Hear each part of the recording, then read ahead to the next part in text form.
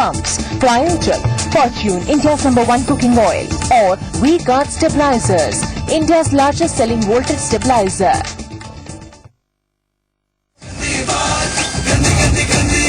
मोदी से कौन लड़ेगा? इमरान से हम लड़ेंगे जो ठोक के जवाब देना जाने को मोदी के ठोक के। 3 बार मोदी बैठ गई और ये भी मत भूलो कि मोदी भी कब आ रहा है और मायावती भी कब आ रहा है। अगर मोदी को गुजरात के अंदर कत्लेआम करा है तो मुलायम सिंह कहते हैं मैंने तो पूरे देश की पूरे प्रदेश में आग लगाई, क्या वो खुशी बनाओ, क्या प्रतापगढ़ हो, क्या बरेली हो, क्या मुजफ्फरनगर। अखबार में पढ़ते सोनिया जी के पास गाड़ी नहीं है। अरे तो भाई क्या पैदल चलते हो क्या? अरे ये देश की बोझ है, इनको विदाई के लिए करो और इनको केवल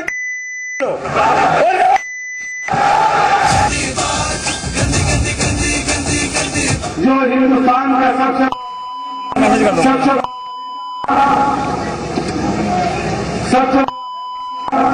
नरेंद्र मोदी को इस देश का प्रधानमंत्री बनाने की घोषणा की। जी नमस्कार, स्वागत है आप सभी का। मैं हूं आपके साथ आशुतोष चतुर्वेदी। तो लोकसभा चुनाव की तारीख जैसे जैसे नजदीक आ रही है, करीब आ रही है, चुनावी प्रचार का शोर भी तेज हो रहा है। लेकिन इस शोर के बीच कुछ ऐसे बोल भी गूंज रहे हैं जो न केवल सियासी मर्यादा का माखौल उड़ा रहे हैं बल्कि लोकतंत्र को भी शर्मिंदा कर रहे हैं। ऐसे में अब सवाल यही है कि कैसे बचेगी लोकतंत्र की लाज। अब जनता के प्रतिनिधि ही एक दूसरे पर ऐसे जुबानी तीर छोड़ेंगे।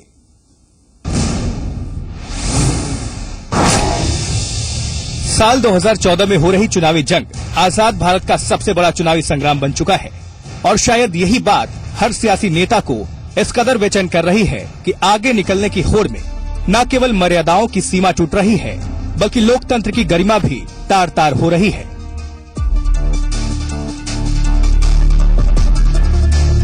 सहारनपुर से कांग्रेस के प्रत्याशी इमरान मसूद तो नरेंद्र मोदी के खिलाफ बोलने पर जेल पहुंच गए हैं और इसके बाद तो जैसे बयानों की बाढ़ सी आ गई। आगे बढ़ने से पहले सुनाते हैं आपको इमरान के जहरीले बोल। नरेंद्र मोदी से कौन लड़ेगा? इमरान से हम लड़ेंगे जो ठोक के जवाब देना जाने मोदी को मोदी के ठोक के। वो गुजरात समझ रहा 4% मुसलमान है गुजरात में, यहाँ 42% मुसलमान है यहाँ गुजरात। उधर मुरादाबाद से बीएसपी के प्रत्याशी हाजी याकूब कुरैशी अपने सीने में मोदी के लिए कितनी नफरत लिए हुए हैं ये भी सुनेंगे। वहीं बीएसपी सांसद मुनकाद अली भी मोदी के बहाने मुलायम सिंह को निशाने पर लेकर इस लिस्ट में शामिल हो गए हैं। जो हिंदुस्तान का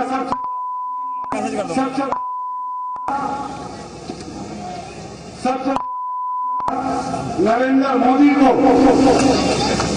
इस देश का प्रधानमंत्री बनाने की घोषणा की, तो इससे बड़ी बदकिस्मती कुछ नहीं हो सकती हिंदुस्तान की।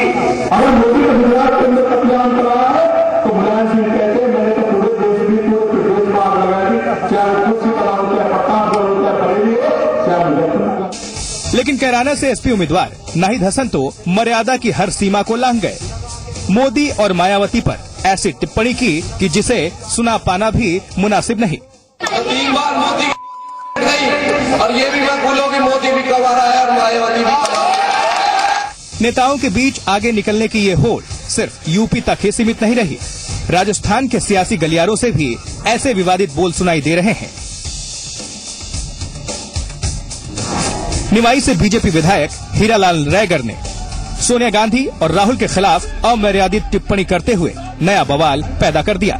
चुनावी संग्राम में विरोधियों के लिए तीखे सुर नए नहीं, लेकिन विवादित बयानों का एक सिलसिला सा चल पड़ा है, जिसे देखकर लगता है कि चुनाव प्रसार में जुटे नेता इन दिनों अपनी जुबान पर कंट्रोल ही खो चुके हैं, जिससे न केवल खुद मुश्किल में फंस रहे हैं बल्कि इन जहरीले बोलों से लोकतंत्र भी आहत हो रहा है।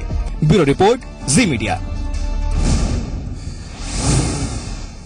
तो राजनीतिक विश्लेषक ज्ञानेंद्र शर्मा का पूरे मामले पर क्या कुछ कहना है आपको सुनवाते हैं। पहले बहुत सारे चुनाव देश में हुए हैं, पिछला चुनाव भी आप लोकसभा का ले लें तो कटुतापूर्ण चुनाव तो हुए हैं, लेकिन वैमनस्यतापूर्ण चुनाव नहीं हुए ऐसे। जैसे अब पहली बार ये देखने में आ रहा है कि दुश्मनी के भाव से लोग बोल रहे हैं और ये बात अच्छी नहीं है कि बार बार चुनाव आयोग को हस्तक्षेप करना पड़ रहा है, लोगों को नकेल कसनी पड़ रही है, क्योंकि चुनाव आयोग का हस्तक्षेप बहुत रेयर होना चाहिए। क्योंकि ये कहा जाता है कि जहां के लोग, जहां के समाज के लोग, जहां के राजनीतिक लोग अनुशासित होते हैं, वहां कानून की जरूरत नहीं होती, क्योंकि उसका डंडा नहीं चलाना पड़ता। और इस पर और ज्यादा बातचीत करने के लिए हमारे साथ हमारे सहयोगी न्यूज रूम से अजीत जुड़ चुके हैं। अजीत का रुख करना चाहेंगे। अजीत, पहले मसूद इमरान, नाहिद हसन, मुनकाद अली, हीरालाल और अब हाजी याकूब, ये कैसे सियासत? चुनाव जीतने के लिए विकास जरूरी है या फिर बदजुबानी? क्या ये सियासी माइलेज लेने का ट्रम्प कार्ड है, बन चुका है बदजुबानी? देखिए आशुतोष, बिल्कुल अभी जिस तरह की भाषा का इस्तेमाल कर रहे हैं, चाहे वो किसी भी पार्टी के उम्मीदवार हों, उसमें ये बातें झलकती हैं। हालांकि जो कुछ भी कहा ज्ञानेंद्र शर्मा ने, राजनीतिक विश्लेषक हैं, और उन्होंने एक आदर्श बातें कही हैं कि इस तरह की भाषा का इस्तेमाल नहीं होना चाहिए और चुनाव आयोग का हस्तक्षेप भी हर मामले पर नहीं होना चाहिए। लेकिन ये एक आदर्श स्थिति हो सकती है, लेकिन इन स्थितियों से निपटा कैसे जाए, इसके लिए बहुत जरूरी है कि ऐसे बयान देने वाले, ऐसी भाषा का इस्तेमाल करने वाले, चाहे वो किसी दल के कोई भी प्रत्याशी हो, किसी भी धर्म जाति से रिश्ता रखने वाले हो, उन पर लगाम कसा जाना बहुत जरूरी है। और इसके साथ ही लगातार मीडिया में भी इनकी बातों की निंदा बेहद जरूरी है। लोगों तक ये बातें पहुंचनी चाहिए कि उनके उम्मीदवार किस तरह की भाषा का इस्तेमाल कर रहे हैं, और कल होकर अगर वो वहां का प्रतिनिधित्व करते हैं तो वो लोगों को क्या दे पाएंगे। और इसलिए बेहद जरूरी है कि कानूनी शिकंजा कसा जाए, इनकी निंदा होनी चाहिए लगातार, चाहे वो किसी भी तरह का बयान हो। और दूसरी बात इसमें यह है कि जो भी बयान ये राजनेता देते हैं वो नाप तौल कर देते हैं। ऐसा नहीं है कि एकाएक में ये बयान देते हैं, वो सोची समझी साजिश होती है उनकी। वो जानते हैं कि इस तरह के बयान देने के बाद क्या स्थितियां होंगी, उनसे कैसे निपटा जाएगा, किस तरह से सुर्खियों में बने रहेंगे, किस वोट बैंक को साधना है। तो ये उनकी एक सोची समझी चाल, साजिश के तहत वो ऐसा करते हैं, इस तरह की भाषा का प्रयोग करते हैं, और इसलिए उन पर लगाम कसा जाना बेहद जरूरी है। जी, सवाल यही उठता है अजीत, जो लोग देश चलाने की बात कहते हैं, जनता को मर्यादा में रहने की बात करते हैं, मीडिया को नसीहत देते हैं कि वो अपनी मर्यादा समझे, आखिर ये नेता अपनी मर्यादा क्यों नहीं समझते हैं? जैसा कि आपने कहा, क्या ये सोची समझी साजिश हो सकती है चुनाव में फायदा उठाने के लिए, वोट बैंक को बटोरने के लिए? बिल्कुल आशुतोष, ये एक सोची समझी साजिश के तहत करते हैं नेता। और तमाम बयान, चाहे वो इमरान का ही बयान अगर आप ले लें, अभी तक ये पता नहीं चल पाया है कि वो बयान आउट किसने किया मीडिया में। अगर वो 6 महीने पहले का बयान था तो इस वक्त उसे बाहर लाने के पीछे कौन से लोग हैं? जब तक जांच इसकी नहीं होती है, ये पक्के तौर पर नहीं कहा जा सकता कि केवल उनके विरोधियों पर ही उंगली नहीं उठाई जा सकती। इसके घेरे में वो खुद भी हो सकते हैं। जब तमाम औपचारिकताएं पूरी हो गई, उनकी उम्मीदवारी वहां से हट नहीं सकती है, कांग्रेस के उम्मीदवार के तौर पर वो हट नहीं सकते हैं। इसके बाद ये बयान सामने आता है, मीडिया में सामने आता है। क्या ये वोट बैंक साधने की एक कोशिश नहीं है? और ये भी देखा जाता है कि वो तमाम तैयारियों के तहत आते हैं मैदान में। तो जब तक जांच नहीं होती है कि आखिर इस तरह के विवादित टेप कैसे आए, कब के हैं, क्यों कहे गए, लेकिन इन सब में प्रक्रिया का पालन होना बेहद जरूरी है। चाहे वो चुनाव आयोग का हो या फिर आईपीसी की धारा का हो, चुनावी आचार संहिता उल्लंघन का मामला हो या फिर आईपीसी की धाराओं के तहत मामला हो, उन पर लगाम कसा जाना बेहद जरूरी है। उनकी निंदा लगातार मीडिया में होना बेहद जरूरी है। लोगों तक ये बात पहुंचनी चाहिए कि उनके जो उम्मीदवार हैं, जो जनप्रतिनिधि बनने का दावा करते हैं, वो किस तरह की भाषा का इस्तेमाल करते हैं, किस तरह की सोच रखते हैं, और वोट बैंक साधने के लिए किस हद तक वो जा सकते हैं। बिल्कुल अजीत, पहले के चुनाव में हमें देखने को मिलता था कि विकास का मुद्दा अहम हुआ करता था, लेकिन अब विकास का मुद्दा काफी कम हो गया। पर्सनल अटैक्स बहुत ज्यादा हो रहे हैं।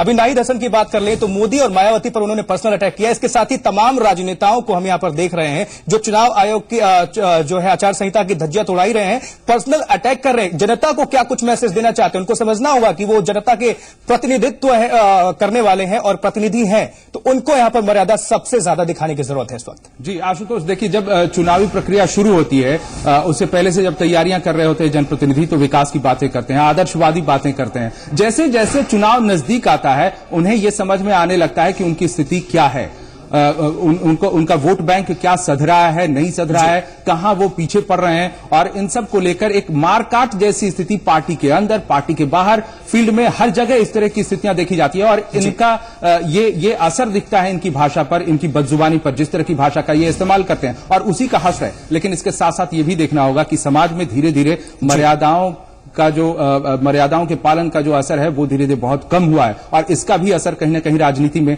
दिखता है। और अजीत, एक अहम सवाल, क्या अब जनता जनार्दन को सही वक्त आ चुका है कि वो यहां पर मर्यादा खुद सिखाएं राजनेताओं को, और जो भी इस आचरण को जो व्यवहार नहीं कर रहा है या फिर जो भी विकास से सरोकार नहीं कर रहा है, हवा हवाई सिर्फ बातों को अंजाम दे रहा है, उनको इस चुनाव में सबक सिखाते हुए कुछ अच्छा जो है रिजल्ट दें और मैसेज दें। बिल्कुल, हम इसी तरह के मुद्दों को लगातार अपने कार्यक्रमों में भी रखते हैं। जी संगम पर हम लगातार जितने भी कार्यक्रम दिखाते हैं उसमें मूल मुद्दा यही होता है कि लोगों को जागरूक किया जाए, उन तक बातें पहुंचाई जाए कि आखिर क्या हो रहा है, क्यों इस तरह की भाषा का इस्तेमाल कर रहे हैं, विकास पर कितना ध्यान है इन नेताओं का, वो क्या सोच कर जाते हैं आम लोगों के पास। और आम लोगों को शिक्षित होना, जागरूक होना बेहद जरूरी है, और हम इसीलिए उन तक इस तरह की बातें पहुंचाते रहते हैं लगातार कि आप क्या सोचकर अपना जनप्रतिनिधि चुने, किन मुद्दों को आप तरजीह दें, आखिर किस तरह के मुद्दे होने चाहिए आपके बीच जो स्थानीय तौर पर एक स्टेट वाइज या फिर केंद्र में जब सरकार बनेगी तो उस वक्त अलग अलग तरह से आप मुद्दों को कैसे संयोजित करेंगे, किस तरह के उम्मीदवार चुनेंगे जो इन सारी चीजों को एक साथ फोकस कर पाए। बहुत बहुत शुक्रिया अजीत इस पूरी जानकारी के लिए, हमसे बातचीत करने के लिए। निश्चित तौर पर कहते हैं कि बाबू ये पब्लिक है, सब जानती है, और निश्चित तौर पर पब्लिक को जानना ही पड़ेगा। सिर्फ विकास विकास विकास विकास हो तभी जो है वो यहां पर जनता से सीधे सरोकार हो पाएगा, और जनता को भी यही चाहिए कि आने वाले चुनाव में जब वो मतदान करे तो अपने बुद्धि विवेक का इस्तेमाल करें और कुछ अच्छा मैसेज दें, तभी राजनेता भी जो है मर्यादा में रहना सीख जाएंगे। रुकेंगे एक छोटे से ब्रेक के लिए, जल्द होंगे हाजिर, खबरें लगातार जारी है।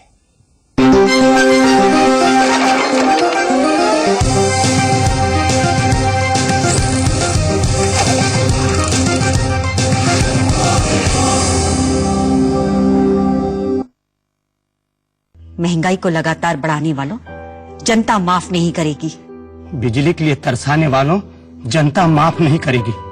हमारी बेटियों को सुरक्षा न दे पाने वालों जनता माफ नहीं करेगी। युवाओं को बेरोजगार रखने वालों जनता माफ नहीं करेगी। चलो हालात बदले, देश की सरकार बदले, भाजपा को वोट दे, अब की बार मोदी सरकार। एक तूफान खत्म तो दूसरा शुरू मेरी जान।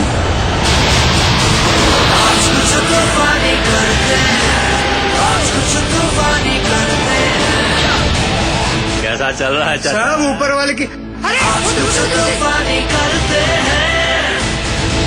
चचा तूफानी दे दो, फ्लाइट पकड़नी है, जाओ तूफान शुरू करो बस।